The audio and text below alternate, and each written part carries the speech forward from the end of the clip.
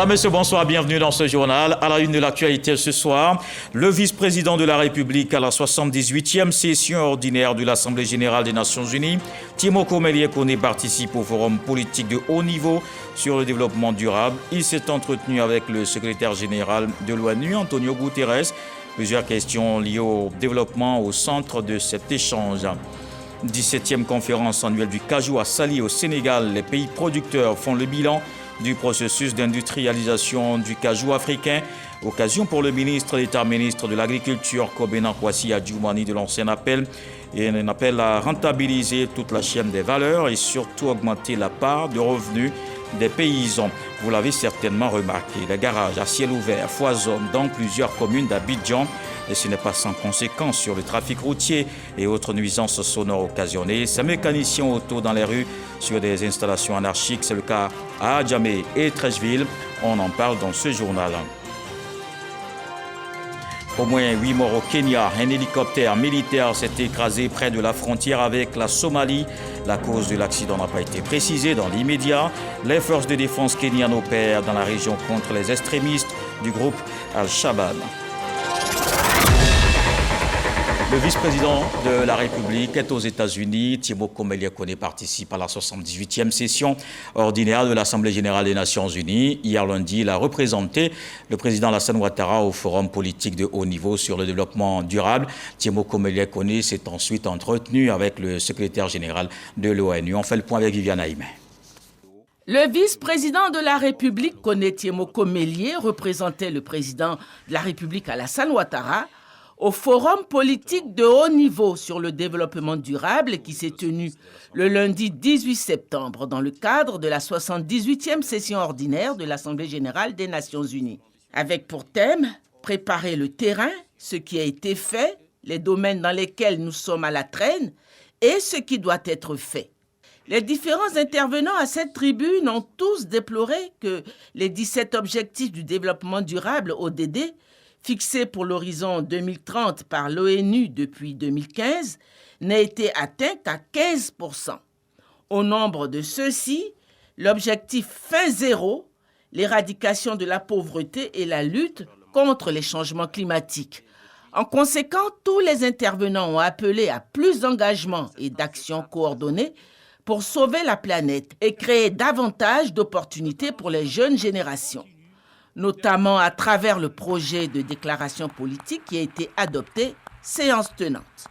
Par ailleurs, le vice-président de la République, Kone Timoko Melie, a eu un entretien avec le secrétaire général de l'ONU, Antonio Guterres. L'entretien a permis d'échanger sur des questions d'intérêt commun inscrites sur l'agenda de la 78e session de l'Assemblée générale de l'ONU. Le vice-président a ainsi exposé au secrétaire général de l'ONU la vision et la situation de la Côte d'Ivoire sur les grands enjeux du développement durable. En fin d'après-midi, le vice-président de la République a échangé avec le PDG de ABD Group, John Nevergol. ABD Group est une société américaine d'investissement et de développement de projets. Le vice-président a eu aussi un entretien avec le directeur général de Global Green Growth Institute, Frank Riberman, qui lui a présenté un projet de mobilisation d'au moins 10 milliards de dollars US pour accélérer la qualité de la production agricole face au changement climatique et produire en quantité pour assurer la sécurité alimentaire dans les pays d'Afrique et exporter le surplus vers les pays du Moyen-Orient. Et là-bas à New York, les dirigeants mondiaux vont faire le bilan de l'agenda 2030. Ce sera un examen des 17 objectifs de développement durable. Les pays de l'Organisation internationale de la francophonie prennent part aux travaux. La ministre d'État, ministre des Affaires étrangères, Kandia Camara, a porté la voix de la Côte d'Ivoire. Des détails de ce dialogue de haut niveau avec Michel Digri. Les pays membres de l'Organisation internationale de la francophonie veulent parler d'une même voix au cours du sommet sur les objectifs du développement durable à l'Assemblée générale de l'ONU. À l'entame de la rencontre de haut niveau de l'OIF, sa secrétaire générale a identifié les attentes des pays francophones pour l'atteinte des ODD. Eh bien, première priorité, c'était l'emploi. Deuxième priorité, l'éducation de qualité. Et troisième priorité, l'environnement. Nous avons donc compris que plus d'attention sur l'IFDD, plus d'attention de l'IFDD sur les jeunes de l'espace francophone était vraiment une démarche très importante. Représentant la Côte d'Ivoire à cette rencontre, la ministre d'État, ministre des Affaires étrangères, de l'intégration africaine et de la diaspora a tenu à rappeler les efforts réalisés par la Côte d'Ivoire en matière d'atteinte des objectifs de développement durable. Le gouvernement ivoirien, avec l'appui des partenaires techniques et financiers, a initié plusieurs actions, notamment l'alignement des cibles ODD sur le plan national de développement et les politiques sectorielles, la priorisation des cibles ODD et leur accélération, afin d'évaluer les stratégies et politiques publiques en cours en vue de déterminer les gaps à combler. Ces actions ont permis de faire ressortir 105 cibles alignées aux plans et politiques sectorielles et de dégager 40 cibles prioritaires pour la Côte d'Ivoire, ainsi que 62 indicateurs de mesure de progrès vers l'atteinte de ces cibles. Notons que cette rencontre a vu la participation de plusieurs autorités africaines qui ont tenu à rapporter les problèmes auxquels les États africains sont confrontés en termes de développement durable et de catastrophes naturelles résultant des changements climatiques. De New York, allons à Saly, une ville à quelques 80 km au sud de Dakar. Là-bas se tient une conférence annuelle du cajou. Les pays producteurs font le bilan du processus d'industrialisation du cajou africain. Le ministre d'État, ministre de l'Agriculture, y a pris la parole. Kobedan Kwasi Adjoumani appelle à rentabiliser toute la chaîne de valeur et surtout à augmenter la part qui revient aux paysans. Lansine Bakayoko est notre envoyé spécial. Composée de 11 pays, l'Alliance africaine du cajou détient aujourd'hui près de 53% de la production mondiale de noix brutes de cajou. Malheureusement, seulement 10% de cette production est transformée sur place dans la plupart des pays producteurs. La Côte d'Ivoire, elle, a augmenté son taux de transformation locale de 10 à 22% à fin 2022. C'est-à-dire que si vous êtes un industriel, que vous êtes installé en Côte d'Ivoire, lorsque vous transformez 1 kg de noix de cajou, vous disposez de 800 francs CFA. Et cela nous a permis aujourd'hui d'avoir beaucoup d'installations. Et je crois que ce sera la même chose ici au Sénégal. C'est vrai, vous produisez 130 000 tonnes, mais je crois que nous allons venir soutenir le Sénégal pour produire au moins 200 000 tonnes. Débattre sur la durabilité de l'industrie du cajou africain revient donc à procéder à des ajustements en vue d'inverser la tendance. Il s'agit de mettre en œuvre des politiques promotionnelles plus attractives afin d'accroître les investissements publics et privés dans l'industrie du cajou. Plusieurs autres axes peuvent être aussi développés. Permettre une meilleure maîtrise des solutions techniques et technologiques qui s'offrent à nous et un meilleur suivi des chaînes d'approvisionnement et des infrastructures de stockage qui les accompagnent. Pour le ministre sénégalais en charge de la recherche scientifique et de l'enseignement supérieur, l'urgence est de prendre des mesures anticipatives pour mieux tirer avantage des opportunités qu'offre le marché. Le chef de l'État accorde un intérêt tout particulier au développement du secteur de l'agriculture pour imprimer la marque du développement économique et social de notre pays.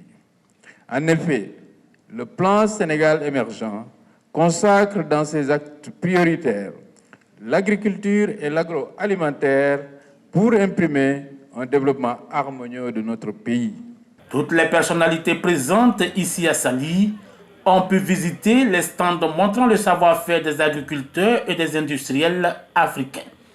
Pour ce développement industriel, il faut de l'argent. Une mission du Fonds monétaire international va séjourner en Côte d'Ivoire du 19 septembre au 2 octobre. C'est dans le cadre de la première revue du programme économique et financier 2023-2026. Cette mission du FMI a eu une séance de travail déjà avec la partie ivoirienne conduite par le ministre de l'économie et son collègue du budget. On en parle avec Dangui Dangui. Pour continuer à lutter contre la pauvreté, à améliorer la productivité du secteur privé et la résilience au changement climatique, malgré le triple choc de la pandémie de Covid-19, du resserrement financier mondial et des effets pervers de la guerre en Ukraine. La Côte d'Ivoire et le Fonds monétaire international FMI parvenaient à un accord sur un troisième programme économique et financier en avril dernier. Présente à Abidjan dans le cadre de la première revue de ce programme économique et financier, une délégation de cette institution financière a été reçue par le ministre de l'Économie et des Finances et son homologue du budget et du portefeuille de l'État. Nous nous félicitons de travailler avec l'équipe du gouvernement, Monsieur le ministre, pour un examen satisfaisant du programme qui pourrait permettre le décaissement de la prochaine tranche d'environ 500 millions de dollars. En même temps, nous allons avancer les préparations pour un soutien additionnel au titre de la facilité de résilience et de durabilité. Cette nouvelle facilité vise à confronter les défis et vulnérabilités liés au changement climatique. Adama Coulibaly a saisi l'occasion de son discours de lancement de cette émission pour présenter la situation économique de la Côte d'Ivoire. Notre pays n'a pas échappé aux effets néfastes des récents chocs mondiaux. Aussi, face à la Covid-19 et aux conséquences de la guerre en Ukraine, les efforts du gouvernement pour contenir l'effet de ces chocs ont induit une hausse des dépenses et des manques à gagner au niveau des recettes. Pour 2023, le taux de croissance ressortirait à 7% contre 7,2% en lien avec les révisions à la baisse du secteur primaire. Le taux d'inflation, quant à lui, s'établirait à 4,8% contre 3,7% projeté initialement du fait de la persistance des tensions inflationnistes. Cette émission du Fonds monétaire international FMI commence le 19 septembre pour s'achever le 2 octobre prochain. Le ministre de l'Économie et des Finances invite les services de l'administration publique et les opérateurs économiques ivoiriens à aider cette délégation du FMI à mener à bien sa mission. Et notre mission a mené à bien lutter contre le terrorisme. Alors, 13 pays unissent leurs forces. Une conférence se tient sur le partage d'expériences à Abidjan. Les différents acteurs vont analyser les défis liés à l'engagement opérationnel des hommes. C'est une initiative du commandement des États-Unis pour l'Afrique. Walter Amadou Ouattara. Cette plateforme d'échange en vue d'établir et renforcer les partenariats est initiée pour contribuer à la lutte contre le terrorisme. Elle vise surtout à engager des discussions objectives sur l'état réel de préparation logistique sous-régionale. L'ambition de ce forum est claire. Construire et renforcer la collaboration et adresser les défis logistiques propres aux opérations conjointes. La conférence sur la logistique de l'Afrique de l'Ouest, une action à l'actif des États-Unis qui affiche ainsi la volonté d'aider les forces armées de 13 pays à faire face aux nouveaux défis sécuritaires. Parce que la sécurité de nos partenaires sont liées à la sécurité mondiale. Et ce sont les logistiques qui sont à la base d'une puissance militaire.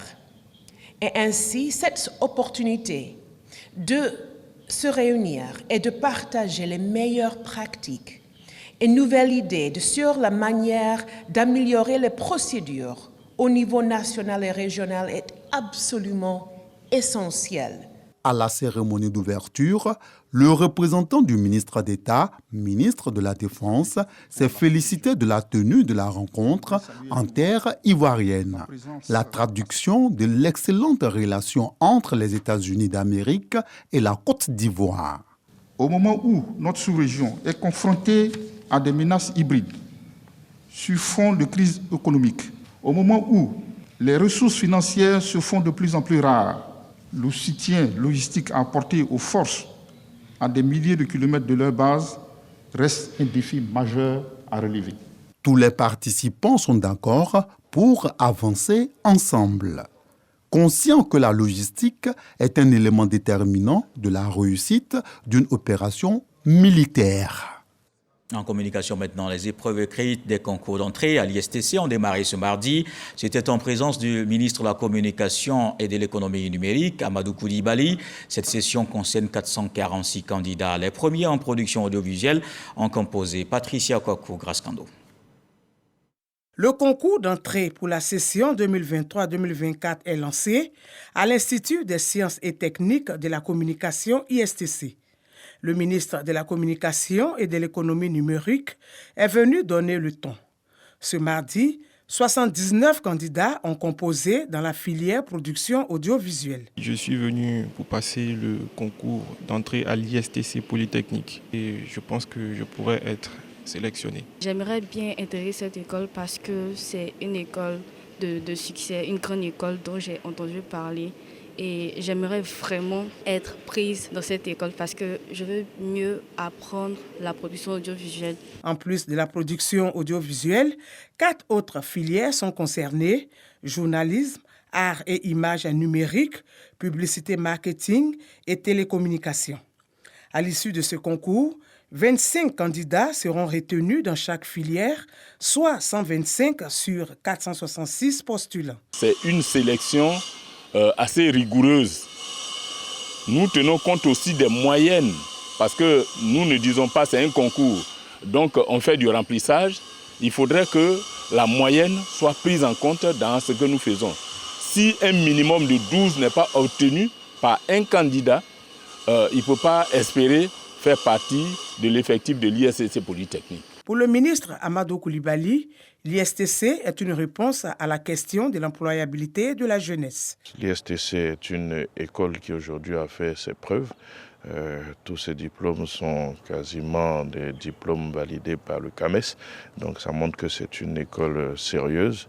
Et donc nous encourageons les élèves qui viennent d'avoir le bac à s'intéresser à cette école qui ouvre la voie sur des métiers d'avenir puisqu'elle forme essentiellement donc, dans les métiers de l'audiovisuel et du numérique également. Cette session qui va durer une semaine ne concerne pas uniquement les nationaux.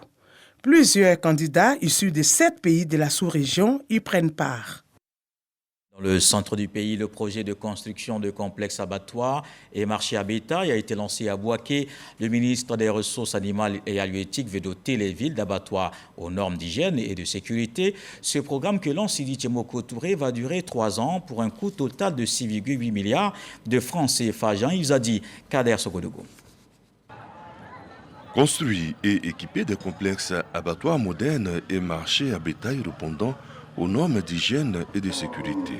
Renforcer les capacités des acteurs, tel est le défi que se lance le ministère des Ressources animales et halieutiques pour le bien-être des populations. Une initiative qui vise à assurer les conditions sanitaires plus saines et garantir la sécurité de ces produits alimentaires dans ces lieux d'abattage. L'objectif général du projet pro-abattoir est d'améliorer la qualité des produits d'élevage et d'harmoniser les rapports entre les activités d'abattage et l'environnement urbain. Construire et équiper les abattoirs modernes et les marchés à bétail répondant aux normes d'hygiène et de sécurité. Une action du ministère des Ressources animales et halieutiques saluée par l'ensemble des professionnels des filières bétail viande de Bouaké. Un tel projet atteste une fois de plus à travers vous, Monsieur le ministre, l'engagement du président de la République de faire de la Côte d'Ivoire un pays émergent. Cela montre l'intérêt qu'il accorde à notre filière bétail-viande. Cette cérémonie est aussi une occasion pour le ministre Sidi Tiemoko Touré de sensibiliser la population à plus d'intérêt au secteur des ressources animales et halieutiques. Je voudrais, à travers cette adresse, encourager toutes les collectivités à s'approprier ce projet et de contribuer à la mobilisation des ressources humaines et financières nécessaires à l'atteinte des objectifs y assignés. Je voudrais vous inviter à vous intéresser et à vous investir dans les métiers d'éleveurs, de marchands de bétail et aussi de bouchers. Ce sont des emplois suffisamment rentables qui permettent à tous ceux qui les embrassent de subvenir aisément à leurs besoins. Le projet de construction et d'équipement de 4 complexes abattoirs modernes et marchés à bétail dénommé Pro Abattoir va durer 3 années pour un coût global de 6 852 millions de francs CFA. Dans cette période, ce sont 4 régions du pays qui seront dotées de ces infrastructures modernes. On reste dans le département de Bouaké. Les populations du village de Niangban sont dans la tristesse et la désolation.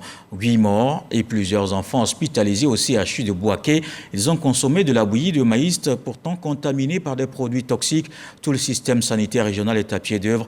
2 choses, circonscrire le mal et prendre en charge les enfants qui souffrent encore de diarrhée et de vomissements. On le voit avec Soro Corona.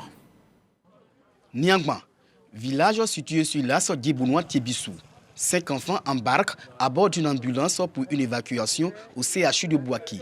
Ces enfants âgés de 3 à 13 ans souffrent d'inconfort abdominal et de vomissements répétés. Que se passe-t-il dans ce village? Au domicile du chef, la désolation et l'affliction se lisent sur le visage des populations en larmes. En effet, depuis le samedi 16 septembre, une situation inhabituelle sévit dans le village. Tout est parti de la consommation d'une bouillie de maïs. Comme d'habitude, chaque matin, on prend de la bouillie avec la dame pour aller. Les enfants ont bu aux environs de 11 heures. Ils ont commencé à se plaindre de maux de ventre, suivis de vomissements et de diarrhée. Mon fils a commencé à s'affaiblir. Arrivé au village, son cas a commencé à s'aggraver. À Djibounois, on nous a conduits au CHU. C'est vers 21 heures qu'il est mort. Quelle est alors l'origine de cette intoxication alimentaire? L'inspection sanitaire que nous avons réalisée chez la dame qui confectionne la bouillie a permis de retrouver la farine de bouillie exposée dans la chambre et avec à proximité 3 pots d'herbicides. Et donc nous suspectons une toxi-infection alimentaire par contamination par ces herbicides-là.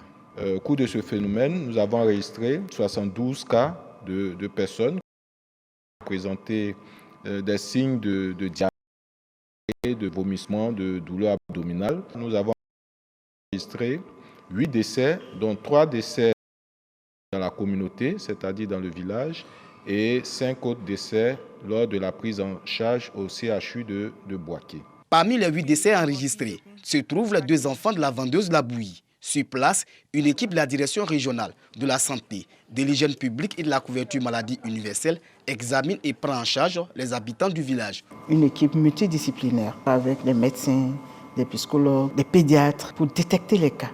Donc déjà, ceux qu'on peut prendre en charge sur place, on les prend en charge et ceux qu'on peut évacuer, on les évacue au CHU. Le service de la surveillance épidémiologique de l'Institut national de l'hygiène publique de Bouaké appelle les populations à la vigilance. Il faut éviter la manipulation de ces produits-là, des herbicides, des pesticides, parce qu'il peut arriver des contaminations accidentelles. À la direction régionale, le comité de veille et de surveillance est réactivé. Composé des agents de l'Institut d'hygiène, du CHU de Bouaké, de la Direction régionale de la santé, le comité travaille à approfondir les analyses sur les prélèvements faits sur la bouillie contaminée. Un autre mal à Bouaké, c'est certainement le cas. Mais voyons d'abord ce qui se passe ici, dans la capitale économique. Il y a des garages à ciel ouvert dans plusieurs communes d'Abidjan. Un véritable cauchemar pour les automobilistes et les populations. Nuisances sonores et embouteillages provoqués. Ces garages foisonnent malgré l'interdiction par la loi. Juliette Ouéa nous emmène dans les communes d'Adjamé et de Trècheville.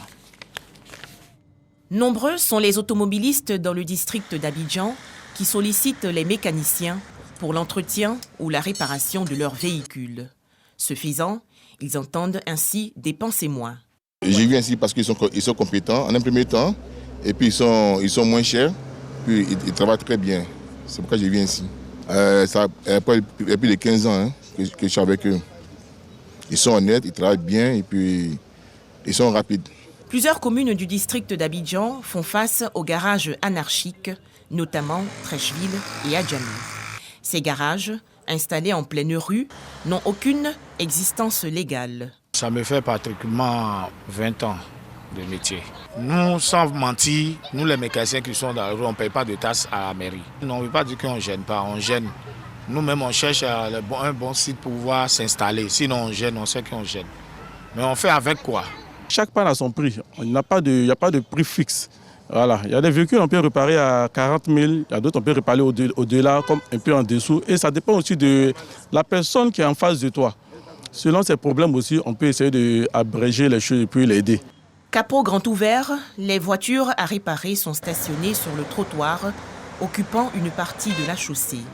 Toutes choses qui entravent la circulation des piétons, des cyclistes et autres voitures. Ça peut gêner, surtout que, comme vous constatez, on est quand même à l'intérieur d'un quartier. Et puis surtout, il y a un trafic humain, c'est-à-dire il y a la circulation aussi des hommes. Donc parfois quand c'est la nuit, souvent si vous n'êtes pas attentif, puisque la voie est serrée, donc évidemment que la manœuvre doit être un peu précise. Et puis vous devez aller aussi à une allure qui est assez modérée parce qu'on ne sait jamais.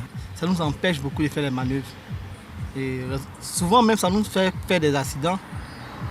Des marches arrière et puis si tu ne fais pas attention, par l'arrière tu peux percuter quelqu'un. Ces trottoirs ou terre-plein transformés en garages à ciel ouvert sont aussi à l'origine d'embouteillages monstres. Pourtant la loi est formelle en Côte d'Ivoire. Le décret numéro 2016-864 du 3 novembre 2016 portant réglementation de l'usage des voies routières ouvertes à la circulation publique, en son article 43, stipule qu'il est interdit de stationner abusivement sur une route. L'article 44 précise également que tout véhicule doit être rangé sur l'accotement de manière à dégager le plus possible la chaussée. On le voit, la loi interdit l'installation d'un garage en pleine rue. Mais comment expliquer ce comportement incivique? Ici, là, sinon, je débrouille. On n'a pas d'autres coins où on ne peut pas travailler. C'est vrai qu'on travaille dans la rue. On savait qu'il n'y a pas trop de respect. Donc, c'est mollo qu'on se débrouille. Sinon, nous, on sait que ce n'est pas normal. Alors, quelle peine encourent les contrevenants? Que risquent-ils? Selon certaines autorités municipales qui n'ont pas souhaité s'appesantir sur la question, ces mécaniciens de rue font l'objet d'une sanction. Ils reçoivent un procès-verbal d'immobilisation. Les véhicules sont alors saisis, puis mis en fourrière. La sanction consiste également en une amende payable à la mairie. Et allons à Songon, le tout nouveau conseil municipal de Songon a tenu sa première réunion ce lundi. Cette session a été l'occasion pour Robert Begré-Mambé de dévoiler son plan de développement. On en parle avec Issa Tionayo. Faire de Songon la commune la plus attrayante et structurée avec des infrastructures adéquates et une urbanisation maîtrisée des 13 communes du district autonome d'Abidjan. Cette volonté, le ministre-gouverneur l'a affichée au cours de la première réunion du conseil municipal qu'il vient de tenir. Occasion pour Robert Begré-Mambé de dévoiler son plan de développement pour les 5 prochaines années. Songon a des atouts énormes, naturels, sociaux, historiques. Il faut qu'on mette fin aux petits désordres que nous avons constatés en matière d'utilisation de nos terres pour qu'ensemble, on comprenne les exigences d'un développement cohérent du point de vue de l'urbanisme et du point de vue de l'assainissement. Nous avons demandé à nos parents de s'asseoir à tout type de lotissement pendant 4-5 mois, le temps qu'on fasse l'état des lieux et qu'on mette en évidence les incohérences que nous avons pu constater. On va privilégier les lotissements complets, c'est-à-dire il y a l'eau, l'électricité, le bitume.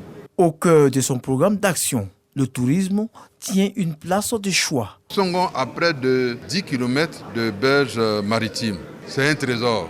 La lagune constitue l'un des moyens de transport que Songon peut exploiter. Nous développons en même temps le tourisme et nous développons le commerce holistique de toutes les activités qui concernent le tourisme. Cette rencontre du conseil municipal a été dominée par une idée forte, celle de la mise en place d'un conseil consultatif et parlementaire dirigé par le ministre-gouverneur Robert Begré-Mambé. Ce conseil est chargé de penser toute la politique de développement de Songon. Dans le nord du pays, le nouveau président du conseil régional de la Bagoué prend fonction. Bruno Nabagné-Kone et les membres de son équipe viennent d'être installés officiellement pour un mandat de 5 ans. Le nouveau président veut rassembler tous les enfants de la région de la Bagoué pour le développement. Charles Tatou. Boundiali, chef-lieu de région de la Bagoué. Ambiance de grands jours dans les locaux du foyer des jeunes. La raison, Bruno Nabagné-Kone, fraîchement élu à la tête du conseil régional de la Bagoué, prend officiellement les commandes. Le nouveau président du conseil régional a dévoilé les grands axes de son programme de société qui porte, entre autres, sur le renforcement de l'économie locale, la promotion de la jeunesse et l'autonomisation des femmes, le développement durable des infrastructures de soutien à l'économie, le renforcement du capital humain et le développement du potentiel culturel et touristique. Pour Bruno Nabagné Koné, l'ambition de son équipe du conseil régional est d'assurer le rayonnement économique et social dans l'union et la cohésion des filles et fils de la Bagoué. Cette rencontre présidée par le préfet de région marque ainsi la première réunion du nouveau conseil régional. Elle a permis à l'ancien président et le nouveau président de fumer le calumet de la paix au profit du développement de la région. La Bagoué a choisi celui qui devrait conduire sa destinée dans les 5 prochaines années. Et nous sommes résolument à sa disposition pour mener sa politique pour le bonheur des populations de la Bagoué. Nous prenons ces responsabilités avec beaucoup d'humilité, parce qu'en réalité, ce n'est pas un titre qui s'ajoute. C'est une mission au service de la population et mon ambition, ce sera de faire en sorte qu'à la fin de la mission, ceux qui nous ont mis en mission soient satisfaits. Et nous espérons être à la hauteur de la confiance que nous a faite le président de la République qui nous a mandatés. La suite de la première réunion du conseil régional a été aussi marquée par la passation des charges entre les deux présidents, notamment le sortant et l'entrant. En religion, le Maoulid sera célébré cette année dans la nuit du mardi 26 au mercredi 27 septembre. C'est ce qui ressort de la déclaration du COSIM. Le Conseil supérieur des imams des mosquées et des affaires islamiques s'était réuni à son siège à Benjerville en présence du guide suprême de la communauté musulmane, Assis Tandiara. Benjerville, siège du Conseil supérieur des imams des mosquées et des affaires islamiques en Côte d'Ivoire. À l'intérieur, imams, prédicateurs, membres et responsables du COSIM. Leur présence l'annonce de la célébration de la fête du Mawloud, fête qui commémore la naissance du prophète de l'islam, le prophète Mohammed. Le Conseil supérieur des imams des mosquées et des affaires islamiques en Côte d'Ivoire, COSIM, informe la communauté nationale que le Mawlid de l'an 1445 de l'Hégire sera célébré en Côte d'Ivoire, Inch'Allah, dans la nuit du mardi 26 au mercredi 27 septembre 2023. Les imams souhaitent bon Mawlid à toutes et à tous. Les responsables du COSIM demandent aux hommes de Dieu de mettre à profit cette nuit du Mawloud pour sensibiliser les fidèles à être des artisans de paix, de cohésion et de la non-violence. En sport, la caravane de la 29e édition du Tour de Côte d'Ivoire a déposé ses valises ce lundi à Bouaké. C'est la deuxième étape de ce tour de la réconciliation. Les éléphants cyclistes ont donné de bons coups de pédale devant les ministres Amadou Koné et Adama Kamara. Salif Ouattara. 2h48 7 secondes. C'est le chrono du jeune Ivoirien Emmanuel Andé, vainqueur du circuit fermé de Bouaké. Cette deuxième étape de la 29e édition du Tour de Côte d'Ivoire, les Ivoiriens rêvaient de l'emporter. Les 104 km du circuit fermé de Bouaké ont donc permis aux Ivoiriens, 15 dans le peloton, de ruser des stratégies pour s'imposer. Les plus anciens, tels que Sissé Isiaka, Traoré Souleymane ou encore Abou Sanogo, se camouflent dans le circuit, donnant le devant aux plus jeunes. Emmanuel Andé en profite et réussit à s'imposer avec une vitesse moyenne de 37 km/h. Le matin, on a essayé de partir dans les échappées, ça n'arrive pas. Bon. Du coup, à la fin, mon ancien me dit de sortir. Donc, quand je suis sorti, avec l'entourage et le courage, les supporters, et puis arrivé au bout. Présents à cette cérémonie, les ministres Amadou Koné et Adama Kamara se félicitent de la bonne ambiance qui règne sur le tour cycliste. Je constate qu'il y a plusieurs pays africains qui participent à cette cérémonie-là. C'est la preuve que notre pays, la Côte d'Ivoire, est un pays de solidarité. C'est un pays où on a pour habitude de recevoir les autres. Merci au président de la fédération.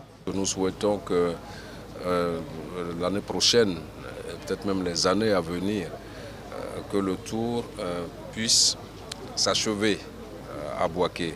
Nous allons travailler avec la fédération, avec le ministère, avec les autres collègues pour qu'on ait donc un très très beau une très belle finale donc du tour ici à Bouaké. Vainqueur à Katiola, le Burkinabé Il Boudo Mahamadi conserve son maillot jaune des leaders. Et dans le reste de l'actualité, au moins 8 morts au Kenya. Un hélicoptère militaire s'est écrasé près de la frontière avec la Somalie. La cause de l'accident dans le comté de Lamu sur la côte kenyane n'a pas été précisée dans l'immédiat. Les forces de défense kenyanes opèrent dans la région pour aider à dissuader les extrémistes liés à Al-Qaïda du groupe Al-Shabaab basé de l'autre côté de la frontière. En Somalie, le ministère de la Défense a déclaré que l'hélicoptère de l'armée de l'air s'était écrasé lors d'une patrouille de nuit. Une commission d'enquête a été envoyée sur les lieux. Et puis n'oubliez pas ce rendez-vous. La direction des magazines d'information vous donne rendez-vous juste après ce journal pour le débat. Thème retenu ce soir, inscription et disponibilité des manuels scolaires. Quelle réalité? Mariam Touré et ses invités passeront en revue les difficultés auxquelles font face les parents d'élèves en cette rentrée scolaire 2023-2024. Et voilà qui m'intervient à ce journal. Merci de l'avoir suivi. Retour de l'actualité 23h. Ce soir, le sage nous apprend que mieux vaut une vérité qui fait mal qu'un mensonge qui réjouit. Dieu le voulant, on se retrouve demain.